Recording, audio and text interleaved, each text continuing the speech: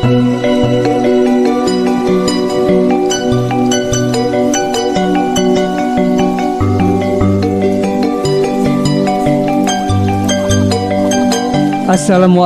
warahmatullahi wabarakatuh.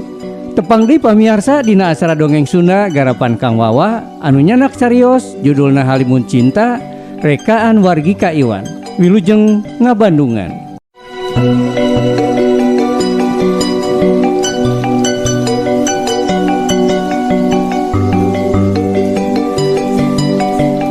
Hate Lena eker ancur. Aya beja tanu pernah sare bareng jeung Wiwi. Peting eta hawa karasa tiis pisan. Lena diuk nyorangan di kamar. Lampu ukur hurung siga melempem. Ti tadi panona teu bisa peureup.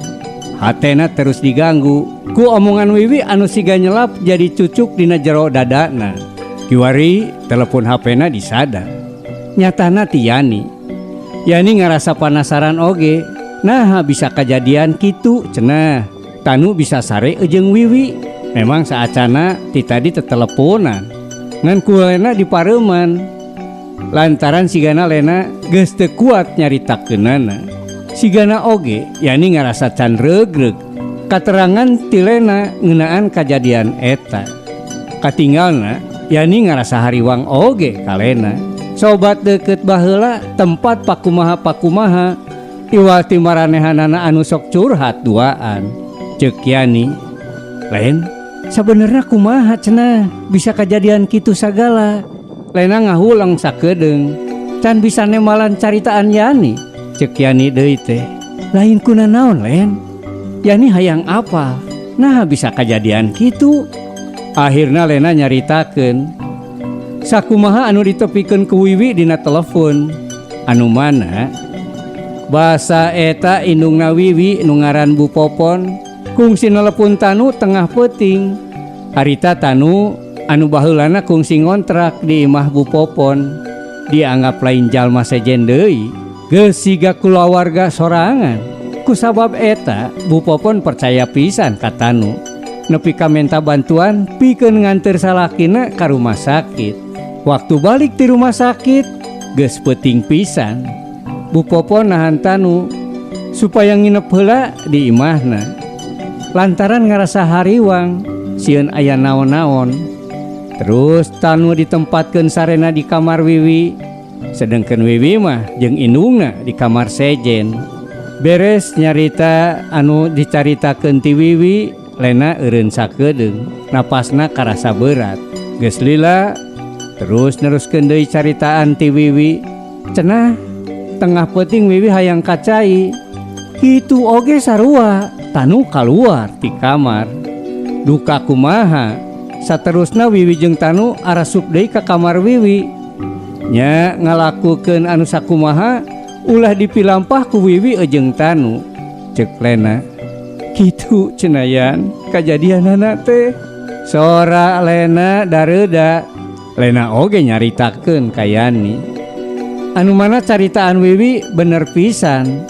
Sarua jeung caritaan tanu sababaraha waktu ka tukang. Tanu memang kungsi nyaritakeun yen manehna kungsi nganter bapana Wiwi ka rumah sakit jeung akhirna nginep di imah Bu Popon. Tapi harita tanu teu kungsi ngajelaskeun leuwih ti eta. Jeung oge lamun bener kajadianana tanu tangtuna moal nyaritakeun anu sabenerna.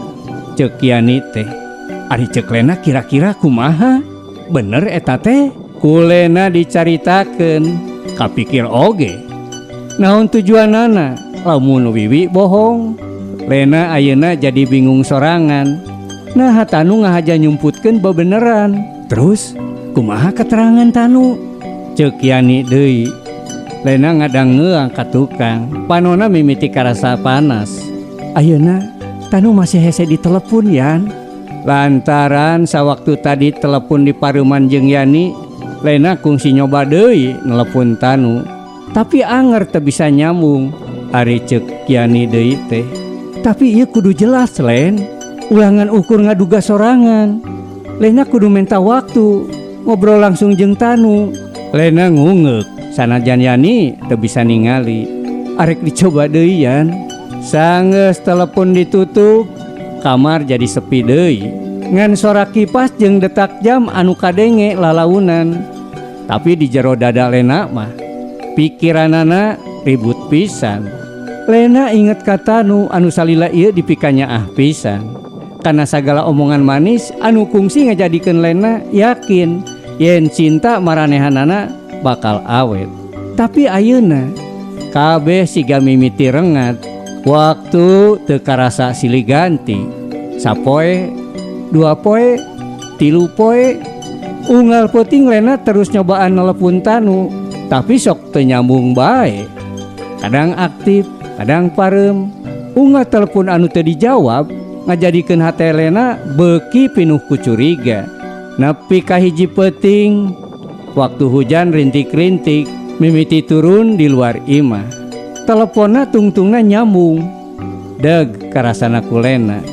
Hate Lena langsung ngagedur tarik. Terus kadenge sora, "Len?" Sora Tanu kadenge lalaunan tina tungtung telepon. Sora anu salila ieu dipikasono ku Lena. Aya rasa haneut anu sakedapan nyuruwuk kana jero hatena. Ceuk Tanu deui. "Punten Len, kamari-kamari asa sah ditelepon. Nuju numpuk padamelan." Sora Tanu kadenge tulus, pinuh ku rasa sono. Sajongjongan Lena ampir luluh deui. Ampir mopohokeun kabeh omongan Wiwi, tapi ngaran eta ujung-ujung muncul deui dina pikiranana. Siga kilat anu nyabet hate. Ngaran Wiwi. Lena langsung pageuh nyekel telepon. Ceuk Lena bari nahan amarah. "Wiwi nelpon Lena, a?" Dikitukeun ku Lena. Tanu rada cicing sakedeung. Pok nyarita, "Aya naon Wiwi nelpon Lena?" Sorana tetep kalem, tenang, siga eueuhna naon. Eta katengtreman malah ngajadikeun hate Lena leuwih panas. Tuluy Lena nyaritakeun sagalana. Ti mimiti carita rumah sakit nepi ka pangakuan Wiwi yen Tanu kungsi sare bareng jeung Wiwi. Sanggeus eta kadenge jempling. Jawaban, bantahan. Ngan sora napas Tanu anu samar kadenge dina telepon. Hate Lena langsung murag, beuki nyeri. Dina jero pikiranana muncul rupa-rupa prasangka. Lena ngarasa Tanu teu sanggup ngajawab lantaran rumasa salah. Lamun eta bohong, nah Tanu kalah cicing, ceuk Lena. Sorana rada naek. "Waler atuh a?" Emosina teu bisa dibendung deui. "Nah tega milampah kitu?" Panona mimiti base. Sorana pegat-pegat ku kasedih anu geus lila dipendem. Akhirna Tanu nyarita, "Tenang heula Lena." Ngan eta kecap anu kaluar. Pikeun Lena, kecap tenang teh lain jawaban, lain katerangan anu dipika butuh ku hate Lena. Hate Lena geus kaburu pinuh ku peurih jeung curiga. "Tenang, kumaha Lena tiasa tenang?" Ceuk Lena bari ceurik mimiti murag. Tanu narik napas, kadenge siga jalma anu keur berat pisan yang hareupan hiji kanyataan. "Kuring alim papanjangan Len." Eta kecap ngajadikeun dada Lena beuki nyesek. "Alim papanjangan?" Ceuk Lena, sorana ngageter. "Hartosna eta leres?" Jempling deui. Peuting eta jadi karasa panjang pisan. Sora hujan di luar jendela siga nuturkeun remukna hate Lena. Jalma anu paling dipikanya ayeuna siga jadi jalma anu paling hese dipercaya. Sedengkeun ditungtung telepon, Tanu tetep cicing. Kasawangku Lena siga keur ngalaman hiji bebeneran anu teu sanggup diucap. Mung dugi ka dieu saheulaanan pamiarsa dongeng Sunda ti Kang Wawa anu ngaguar carios Halimun Cinta rekaan Wargika Iwan. Hatur nuhun tina perhatosanana, tepang deui dina sambungan salajengna. Wabillahi taufik wal hidayah. Wassalamualaikum warahmatullahi wabarakatuh.